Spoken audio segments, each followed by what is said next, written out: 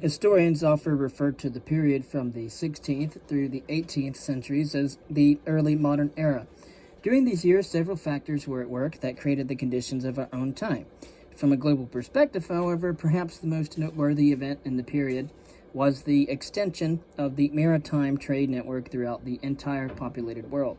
The Chinese, for example, had inaugurated the process with the groundbreaking voyages to East Africa in the early 15th century. You will remember our talk about Zheng He. But the primary instrument of that expansion was a resurgent Europe, which exploded into the world scene, with the initial explorations of the Portuguese and the Spanish at the end of the 15th century, and then gradually came to dominate shipping on international trade routes during the next 3 centuries. Some contemporary historians have argued that it was the sudden burst of energy from Europe that created the first truly global economic network. According to Emanuel Wallerstein, one of the leading proponents of this theory, the Age of Exploration, as it has been called and termed by historians for periodization purposes, led to the creation of a new world system characterized by the emergence of global trade networks dominated by the rising force of European capitalism, which now began to scour the periphery of the system for access to markets and cheap raw materials. Many historians, however, qualify Wallerstein's view and point to the Mongol expansion, for example, beginning in the 13th century, or to the rise of the Arab Empire in the Middle East a few centuries earlier, as signs of the creation of a global communications network enabling goods and ideas to travel from one end of the Eurasian supercontinent to the other. Whatever the truth of this debate, however, there are still many reasons for considering the end of the 15th century to be a crucial date in world history. In the first place, it marked the end of the long isolation of the Western Hemisphere from the rest of the inhabited world. In so doing, it led to the creation of the first truly global network of ideas and commodities, which would introduce plants, ideas, and unfortunately new diseases to all of humanity. Second, the period gave birth to a stunning increase in trade and manufacturing that stimulated major economic changes not only in Europe but also other parts of the world as well. The period from 1500 to 1800, then the 16th to the 18th century, then was an incubation period for the modern world and the launching pad for an era of Western domination that would reach fruition in the 19th century. To understand why the West emerged as a leading force in the world at that time, it is necessary to grasp what factors were at work in Europe and why they were absent in the other major civilizations that were in existence around the globe. Historians have identified improvements in navigation, shipbuilding, and weaponry that took place in Europe in the early modern era as essential elements in the age of exploration. Again, navigational power, shipbuilding power for navigation, and colonialism, as well as weaponry for that of expansion and control. Of course, as we have seen, many of these technological advances were based on earlier discoveries that had taken place elsewhere in the world, such as in China, India, and the Middle East, and had then been brought onto Europe on Muslim ships or along the trade routes through Central Asia. And so by using the inventions and technologies of other civilizations, Europe was able to dominate much of the world. But it was the capacity and the desire of the Europeans to enhance their power by making practical use of the discoveries of others that was the significant factor in the equation and enabled them to dominate international sea lanes and create vast colonial empires in the Western Hemisphere. And of course, that led to further wealth and then further colonial empire. European expansion was not fueled solely by economic considerations, however. As in the rise of Islam in the 7th and 8th centuries, religion also played a major role in motivating the European age of exploration in the early modern era. Although Christianity was by no means a new faith in the 16th century, as Islam had been at the moment of Arab expansion, the world of Christendom was in the midst of a major period of conflict with the forces of Islam, which is a rivalry that had been exacerbated by the conquest of the Byzantine Empire by the Ottoman Turks in the year 1453. And again, we're talking about the early modern era, and the early modern era took place between the time of the Renaissance and the Enlightenment. So we're talking about pretty much from 1500 to 1800 before we get to the Enlightenment, and then, of course, the industrialism of the long 19th century. Although the claims of Portuguese and Spanish adventurers that their activities were motivated primarily by a desire to bring the world to a knowledge of the Word of God to non-Christian peoples certainly included a very considerable measure of self-delusion and also hypocrisy. There also seems no reason to doubt that religious motives also played a meaningful part in the European age of exploration. There's a wonderful movie called, it's a wonderful piece called Gabriel's Oboe. It's called The Mission. It's a wonderful movie that talks about colonialism and also Jesuit priests bringing the Christian faith to villages.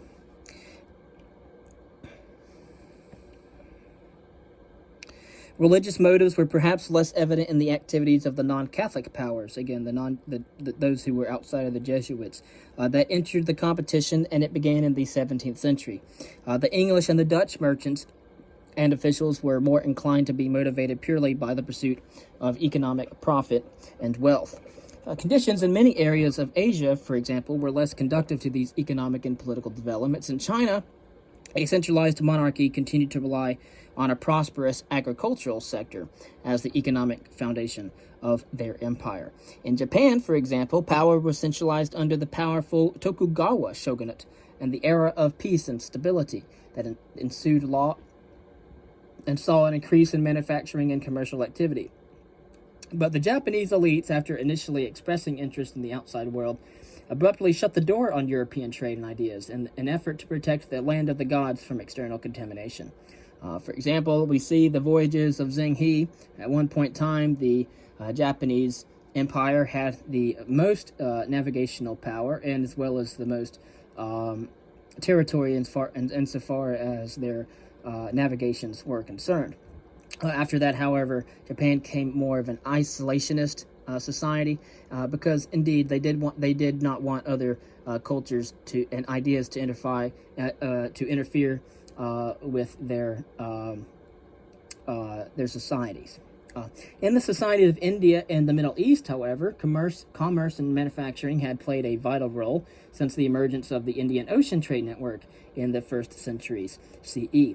But beginning in the 11th century, the area has suffered through an extended period of political instability, marked by invasions by the nomadic peoples from Central Asia. And of course, we know those to be the Mongols. All right. The violence of the period and the local rulers' lack of experience in promoting maritime commerce was eventually a huge factor in severely depressing urban manufacturing and trade. In the early modern era, then, Europe was best placed, above all, to take advantage of the technological innovations that had become increasingly available. With its political stability, sources of capital, and a modernizing elite, it was well equipped to wrest the greatest benefit from the new conditions. Whereas other regions were still beset by internal obstacles or had deliberately turned inward to seek their destiny, Europe now turned outward to seek a new and dominant position in the world. Nevertheless, significant changes were taking place in other parts of the world as well, and many of these changes had relatively little to do with the situation in the West.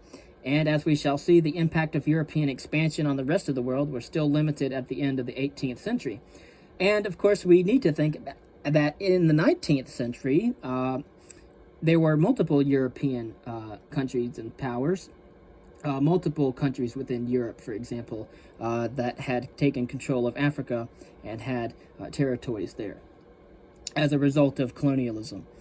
Through European political authority, it was firmly established in a few key areas.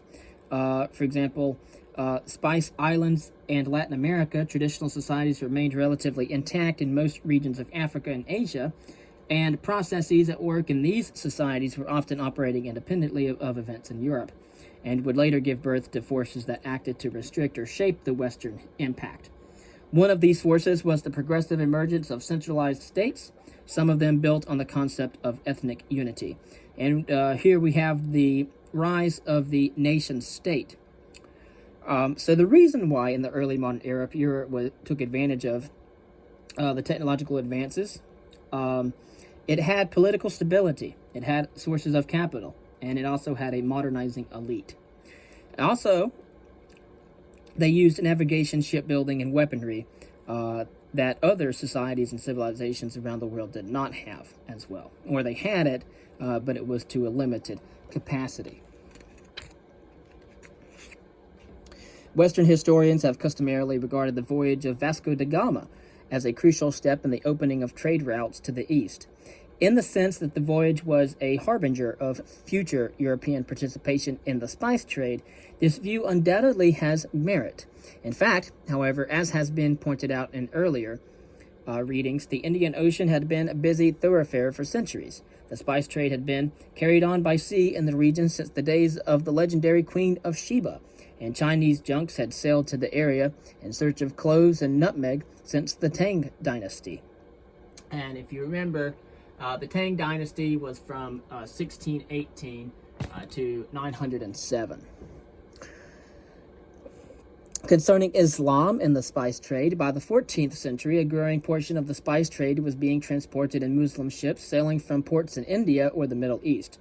Muslims, either Arabs or Indian converts, had taken part in the Indian Ocean trade for centuries, and by the 13th century, Islam had established a presence in seaports on the islands of Sumatra and Java, and was gradually moving inland.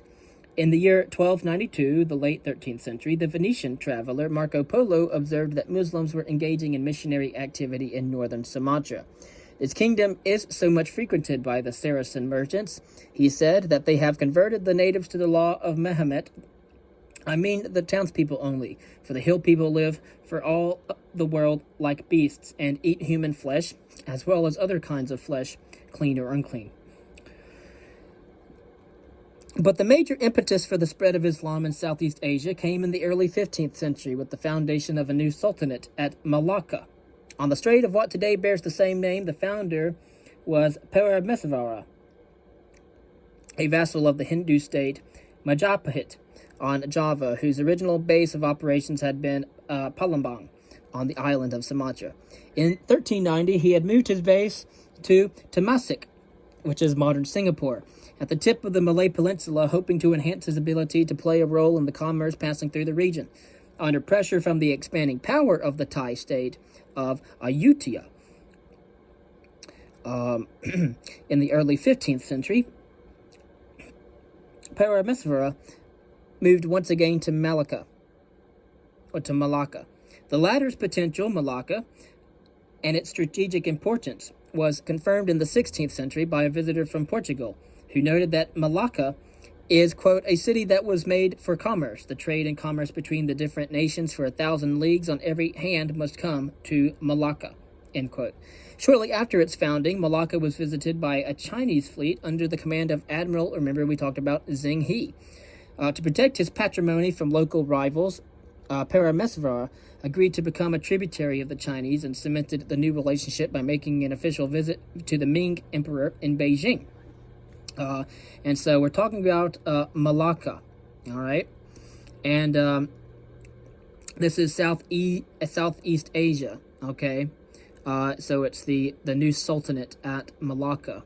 It's located on the strait of what today bears the same name, and that's how Southeast Asia was impacted in that area because of the spice trade that the sultanate had on the strait of what bears the same name. Of course, Zheng He also converted to Islam, and undoubtedly with the view to enhancing Malacca's ability to participate in the trade that had passed through the strait, much of which was dominated by Muslim merchants. Within a few years, Malacca had become the leading economic power in the region, and it helped promote the spread of Islam to trading ports throughout the islands of Southeast Asia, including Java, Borneo, Sulawesi, and the Philippines. Again, when we're talking about the Ming Empire, or the Ming Dynasty, you need to remember that the Ming Dynasty came after the Tang Dynasty. And as the Tang Dynasty was from 618 to 905, the Ming Dynasty was from 1368 to 1644. Adoption of the Muslim faith was eased by the popularity of Sufism, which is a brand of Islam that expressed a marked tolerance for mysticism and local religious beliefs. In the meantime, Muslim trade and religious influence continued to expand south of the Sahara into the Niger River Valley in West Africa. The area had been penetrated by traders from across the Sahara since ancient times, and contacts undoubtedly increased after the establishment of Muslim control over the Mediterranean coastal regions. Muslim traders, first Arabs and later African converts, crossed the desert carrying Islamic values, political culture, and legal traditions, along with their goods. So imagine these people going across the Sahara deserts with their values, culture, legal traditions, politics, as well as their goods. The early stage of state formation had culminated with the Kingdom of Mali, symbolized by the renowned Mansa Musa, whose pilgrimage to Mecca in the 14th century had left an indelible impression on observers. And you can imagine these people moving through the African Sahara, not only with their values, their Islamic values, but also their political culture, their legal traditions, and their goods. With the decline of Mali in the late 15th century, a new power eventually emerged, the Empire of Songhai.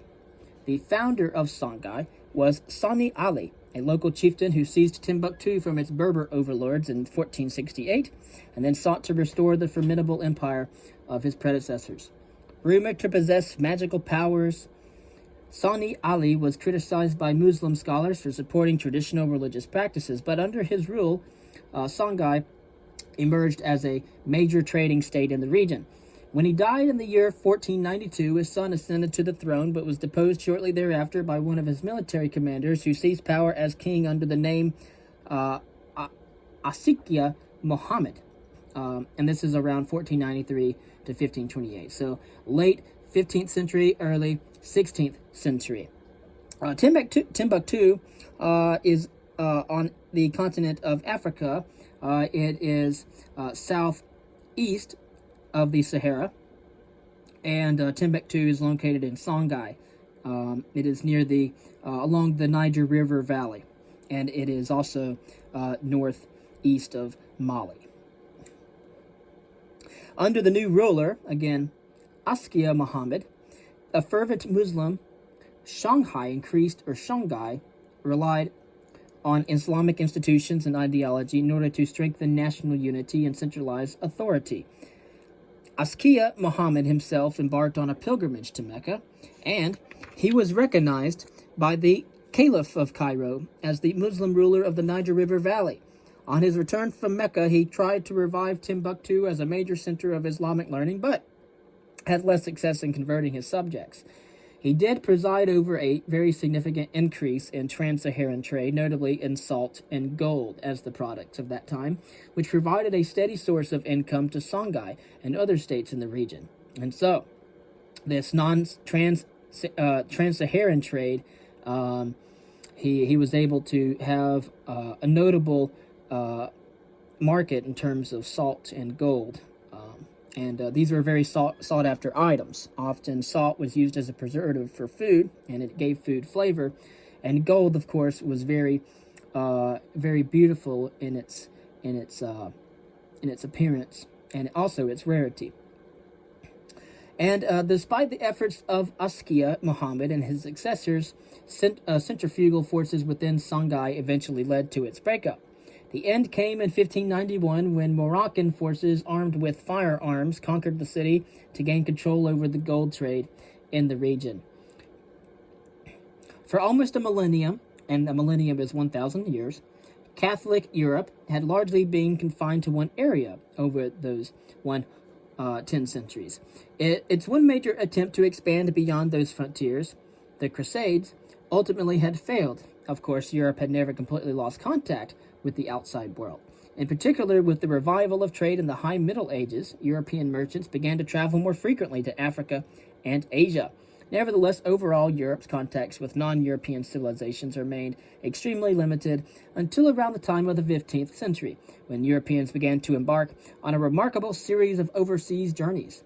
What caused, however, seafarers to undertake such dangerous voyages to the ends of this earth? Well, Europeans had long been attracted to the East. In the Middle Ages, myths and legends of an exotic land of great riches and magic were widespread at the time. The most famous medieval travelers to the East were the Polos of Venice, or Venezia. In 1271, Niccolo and Maffeo, merchants from Venice, And remember, Venice is a great seaport, the center of commercial trade for the state of Italia. It was accompanied by Niccolo's son Marco, who undertook the lengthy journey to the court of the great Mongol ruler Kublai Khan. And of course, Kublai Khan, as you know, was the grandson of Genghis Khan. As one of the great Khan's ambassadors, Marco traveled to Japan as well and did not return to Italia until 1295. An account of his experiences, called The Travels, proved to be the most informative of all the descriptions of Asia by the medieval European travelers. Others, of course, like the Franciscan friar John Plano Carpini, had preceded the Polos, but in the 14th century, the conquest of the Ottoman Turks, and remember the Ottoman Turks were the ones who took over the Byzantine Empire, and then the breakup of the Mongol Empire as well, reduced Western traffic to the east, and with the closing of the overland routes, a number of people in Europe became interested in the possibility of reaching Asia by sea. And so we see why did the European navigators want to undertake a dangerous voyage to the ends of the earth? Well, it was because the overland routes had been closed off.